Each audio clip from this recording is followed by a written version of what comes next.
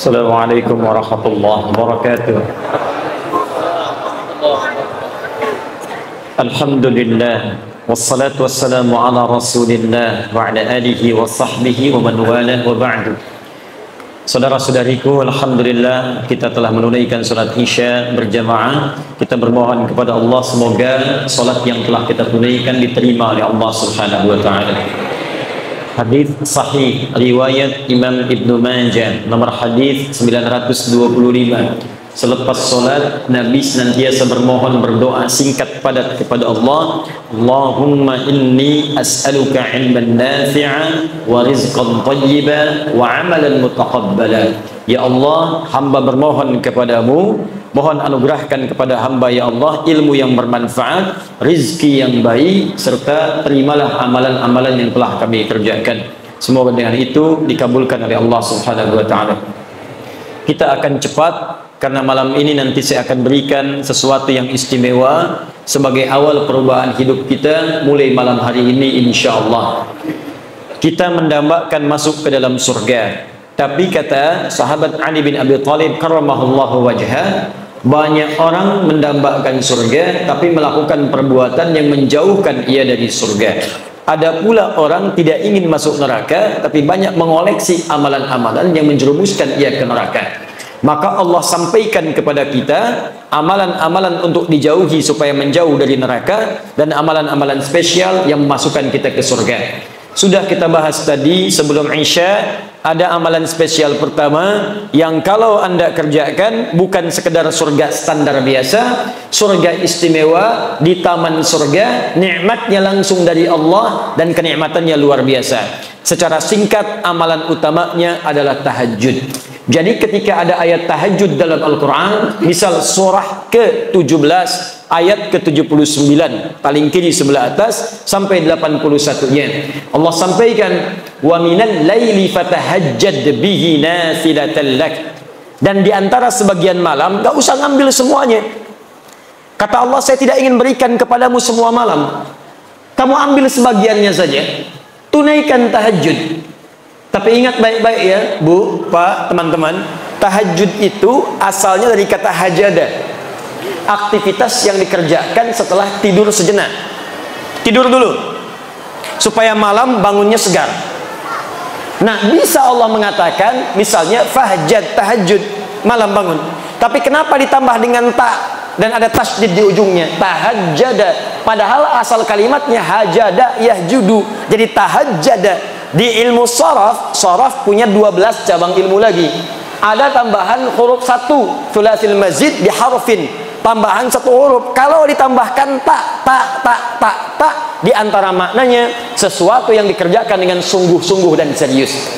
Jadi kalau Anda ingin membangun malam itu mesti sungguh-sungguh, mesti serius, harus ada persiapan, ada usaha.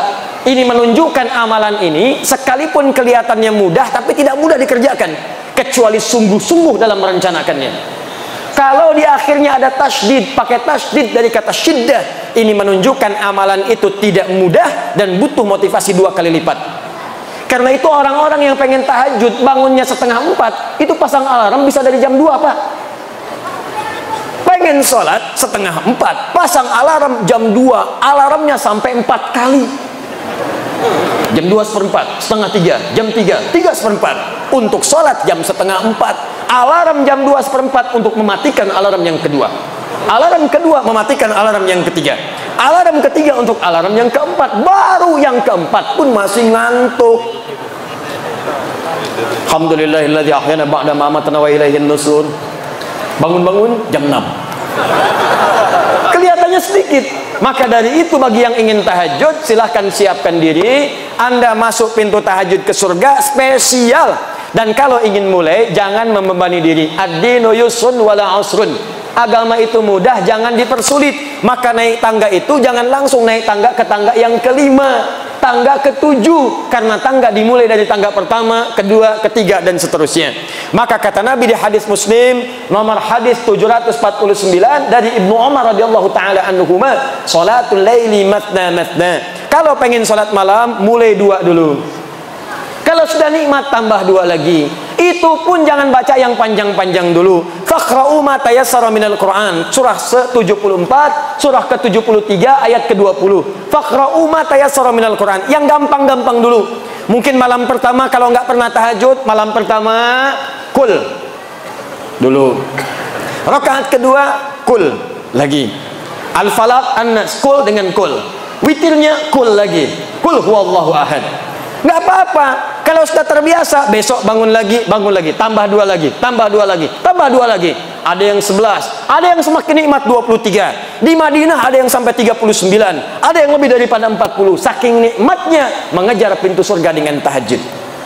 Dan pintu ini penting. Nanti kalau Bapak Ibu umrah atau haji nanti akan berangkat, saya doakan insya Allah yang belum berangkat dipercepat untuk berangkat, insya Allah. Insya Allah. Dan tidak cukup dengan amin, nabung. Nabung insya Allah. Pasang target.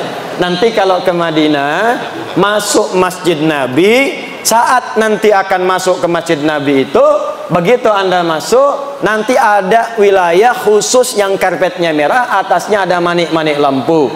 Nah, di wilayah itu ada karpet hijau disebut dengan Raudhah. Sebelah kiri Raudhah, dekat yang makam Nabi itu, kamarnya Nabi, itu nanti ada wilayah Suffah.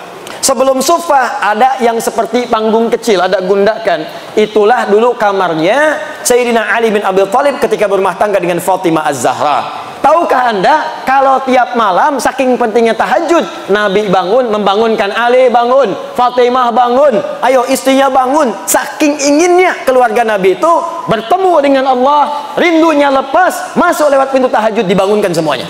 Padahal Nabi ahli surga, Ali ahli surga, Fatimah itu putri surga, Al-Hasan penghuni surga, Al-Husain penghuni surga. Dua-duanya adalah penghuni surga, pemimpin para pemuda. Al-Hasan dan Al-Husain malamnya masih tahajud. Antum siapa? Ibu istri Nabi bukan. Antum menantu Nabi bukan, cucu Nabi bukan, tetangga Nabi bukan, sahabat bukan, tabi'in bukan, imam juga bukan, makmum kadang-kadang. Pengen masuk surga lewat pintu tahajud, surga Firdaus, bangun malam terlewat. Anda siapa? Sehat. Makanya sering disindir oleh Allah. Buka Quran surah ke-73, Al-Muzammil, orang yang berselimut nikmat dalam tidurnya. Al-Mudaththir, orang yang berselimut untuk berlindung dari sesuatu yang menegangkan.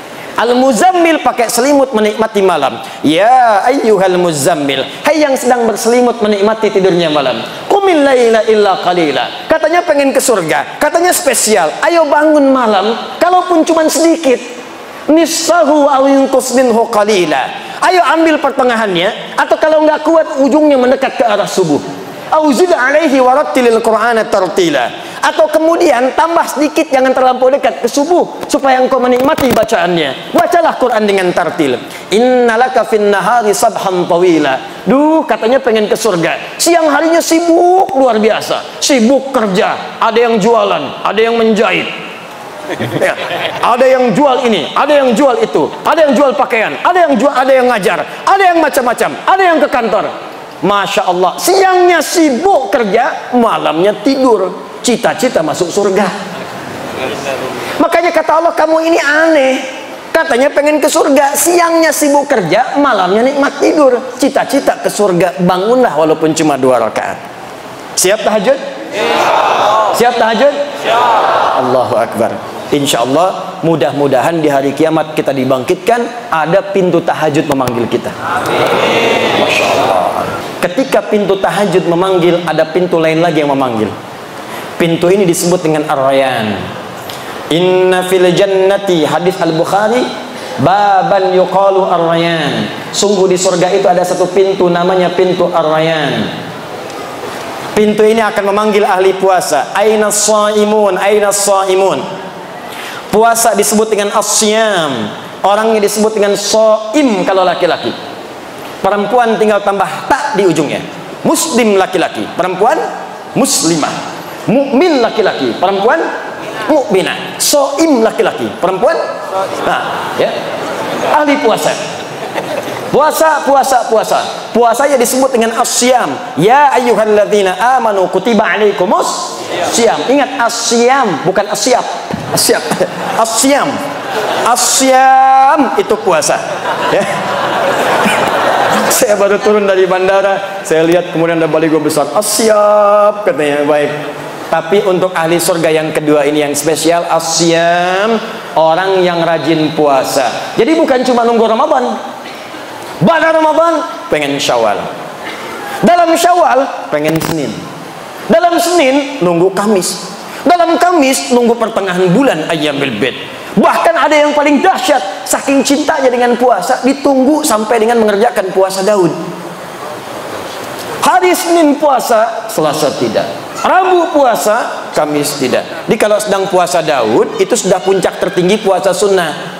Puncak tertingginya. Jadi kalau masuk misalnya Kamisnya mesti buka, jangan puasa. Orang yang biasa puasa Senin Kamis kemudian puasa Daud, maka ketika jatuh bersamaan dengan puasa Senin Kamisnya, pahalanya dituliskan sekaligus. Apa dalilnya?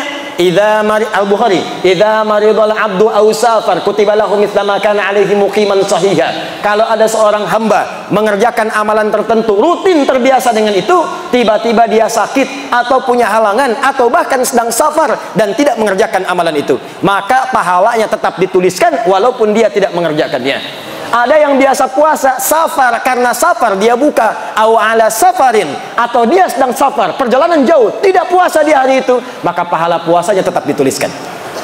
Yang paling dahsyat kalangan akhwat, ibu-ibu, emak-emak, dalam keadaan sucinya dia biasa baca Al-Quran, dia tahajud, dia puasa, dia sedekah. Tiba-tiba dalam keadaan masa haidnya, datang bulannya, dia libur salatnya, dia libur baca Al-Quran misalnya. Begitu dia tidak sholat, padahal dia biasa tahajud, biasa sholat sunnah, maka semua pahala sholatnya langsung dituliskan walaupun tidak mengerjakannya.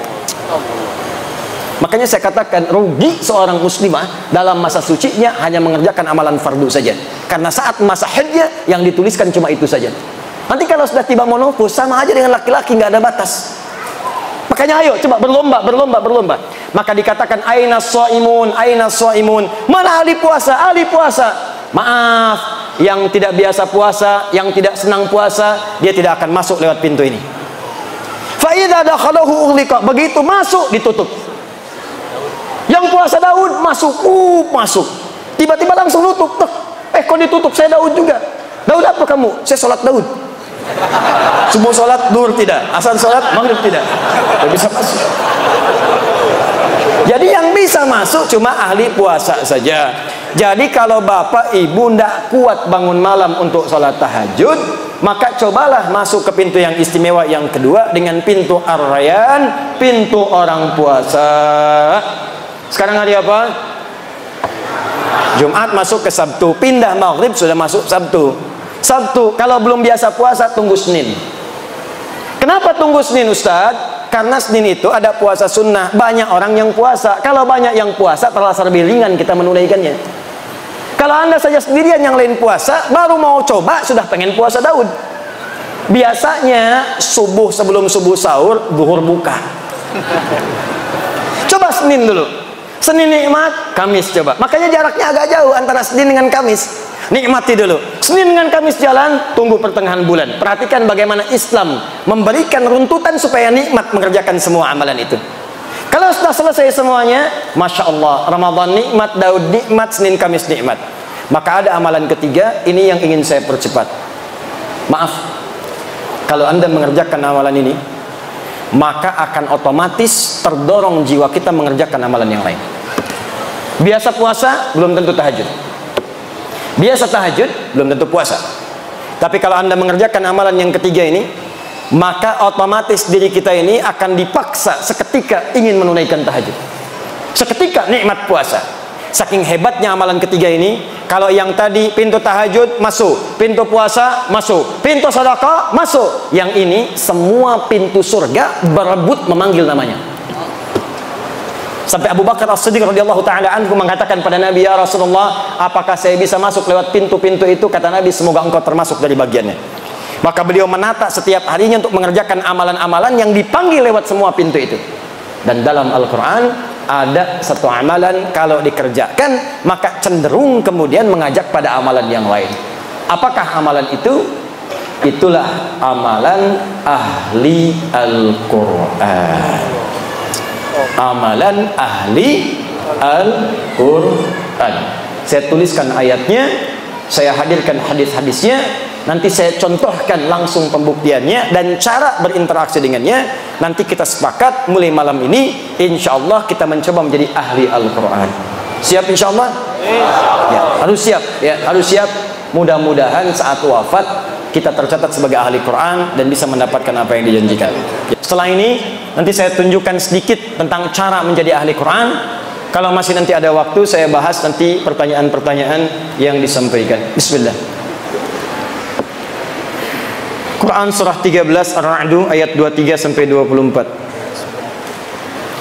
Jannatu 'adnin yadkhulunaha wa man salaha min abaihim wa azwajihim wa dhurriyyatihim wal malaikah yadkhuluna 'alaihim min kulli babin salamun 'alaikum bima sabartum fa ni'ma uqbad dar fa ni'ma uqbad dar. Awas, hati-hati, ini nanti tanpa batas nih. Siapapun, mau pejabat, mau diplomat, birokrat, ustadz, rakyat biasa, pedagang, siapapun. Status naikkan. Nanti saya berikan contoh di mana sahabat-sahabat Nabi dan tabi'in ingin berusaha menjadi bagian dari ayat ini dan hadis-hadis yang dimaksudkan. Jannatu 'adnin yadkhulunaha. Ada ahli surga yang akan masuk surga nanti lewat surga Aden. Awas, hati-hati. Aden ini termasuk surga yang indah.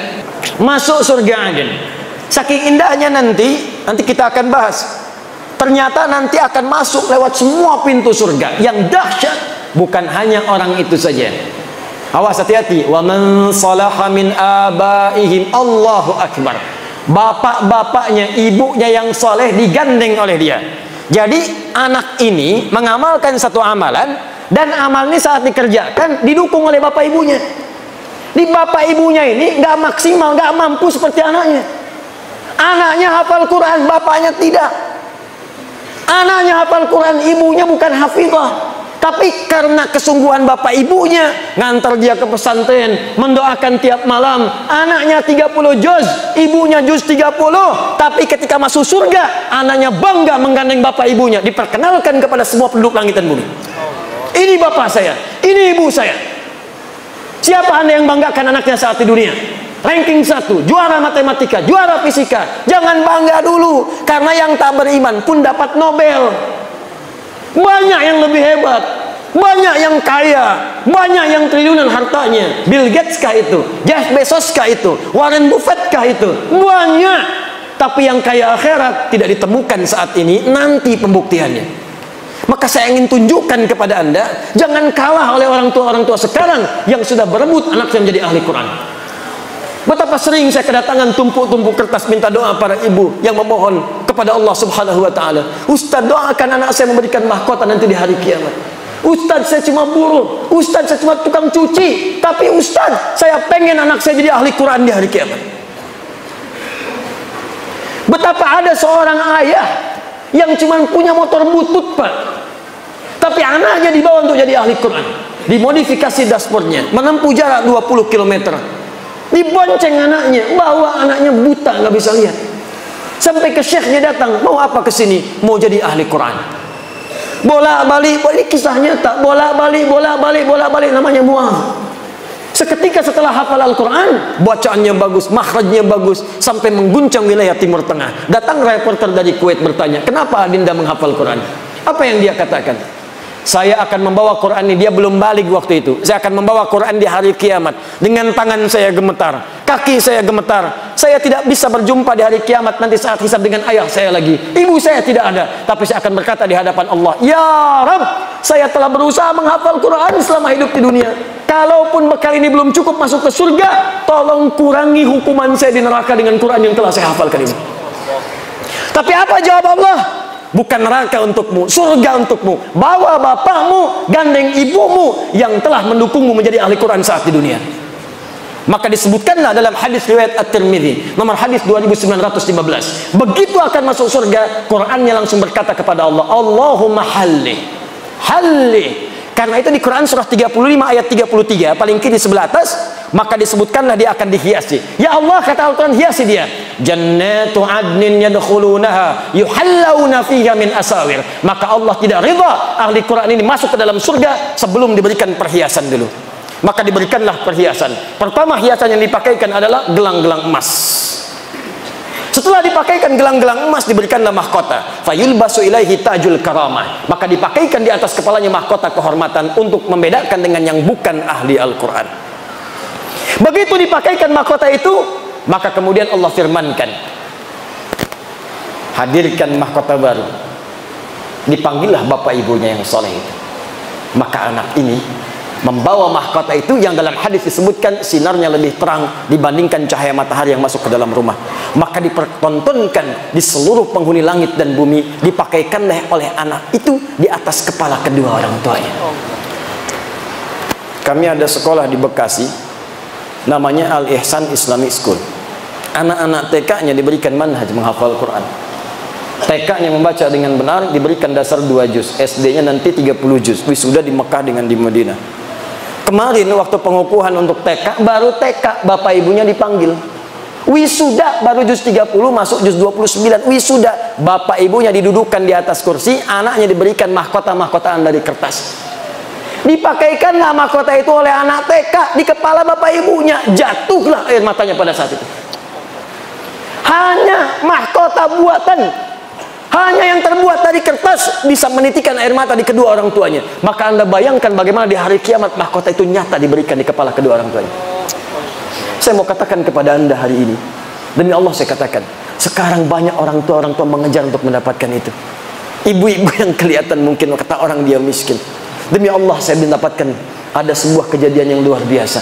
Keluarga yang kelihatan sederhana, bapaknya kuli bangunan, ibunya hanya bekerja di sawah, ngambil-ngambil suluh. Masya Allah, masak-masak. Tapi kalau Anda kunjungi, makanan dihidangkan. Hampir tidak pernah tidak ada makanan ketika tamu datang. Dan dengan bangga mengatakan, Alhamdulillah, Abi diberi nikmat banyak oleh Allah. Setiap pekan datang, setiap bulan datang, membawa uang 500.000. 500.000 dalam kondisi sekarang disebut banyak karena berkah keluarganya. Tahukah Anda, ibunya itu hafal Al-Quran dengan 7 riwayat. Disuruh di sawah. Bapaknya kuli bangunan hafal Al-Quran, anaknya hafid semua. Anda di mana pada saat itu? Itulah orang-orang yang sering disebut dalam pandangan manusia. Mereka tertawa melihat mereka. Nanti akan tiba di hari kiamat.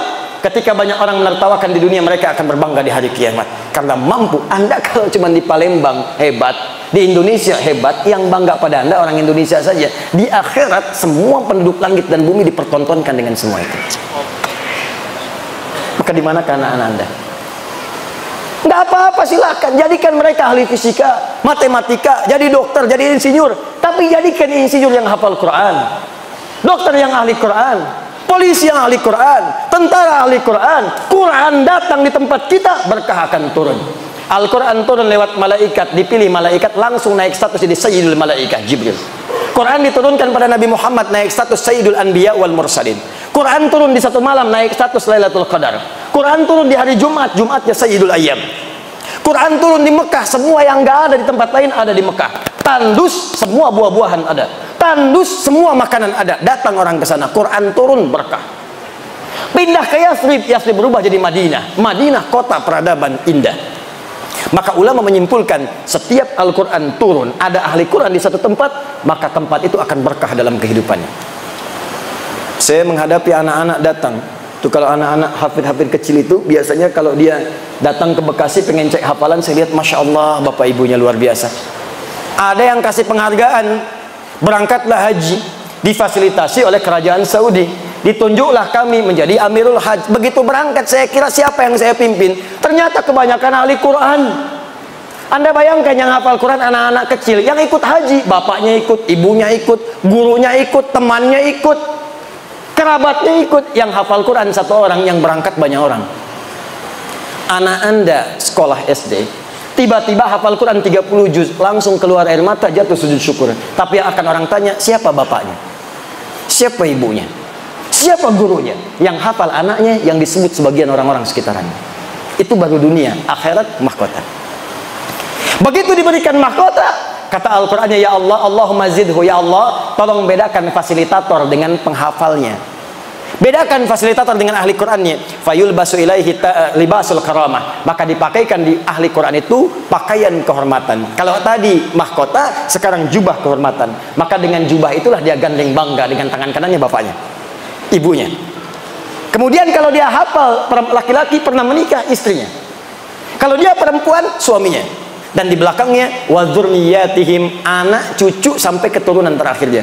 Maka diparadekan masuk surga dari semua pintu surga. Setiap lewat satu pintu surga, maka malaikat mengatakan kepadanya, wal malaikatu yadkhuluna alaihim min kulli babin salamun alaikum bima sabartum. Mereka mengatakan, selamat bisa masuk ke sini karena Anda sabar saat di dunia. Sabar. Dengan Qur'annya. Orang mencela, sabar. Orang lihat koran, dia baca Al-Quran. Di LRT, baca Al-Quran. Di trans, baca Al-Quran. Di angkot, baca Al-Quran. Masuk kantor, nunggu rapat, baca Al-Quran. Sabar. Orang lain lihat media, dia lihat Quran. Sabar. Dan dengan kesabarannya ini, fa ni'ma uqbad dar, silahkan masuk surga yang telah kami janjikan. Allahu Akbar. Nah sekarang pertanyaannya, bagaimana menjadi ahli Al-Quran itu? Karena berdasar riwayat-riwayat yang sahih, ternyata maaf sekali, ahli Al-Quran itu ternyata bukan sekedar hafal 30 juz. Ada hafal 30 juz, tapi disebut bukan ahli Al-Quran. Yang menyampaikan itu langsung sahabat Nabi, Abdullah bin Amr bin As. Awas, nanti saya sampaikan kisahnya. Ada yang hafal cuma satu surat, disebut ahli Al-Quran. Tapi yang paling hebat, hafal 30 juz, dan itu disebut dengan ahli Al-Quran. Nah pertanyaannya, siapa ahli Al-Quran itu? Bagaimana cara mengamalkannya? Itu yang terakhir kita bahas. Nanti yang terakhir, paling akhir, saya tunjukkan bagaimana mengamalkan apa yang telah kita ikhtiarkan. Bagaimana kemudian wafat jadi ahli Al-Quran insya Allah. Ini bagian terakhir pembahasan saya. Siap insya Allah? Ya. Baik. Sebelum saya buka pembahasannya, yang tadi itulah yang terbaik di antara amalan-amalan yang lain.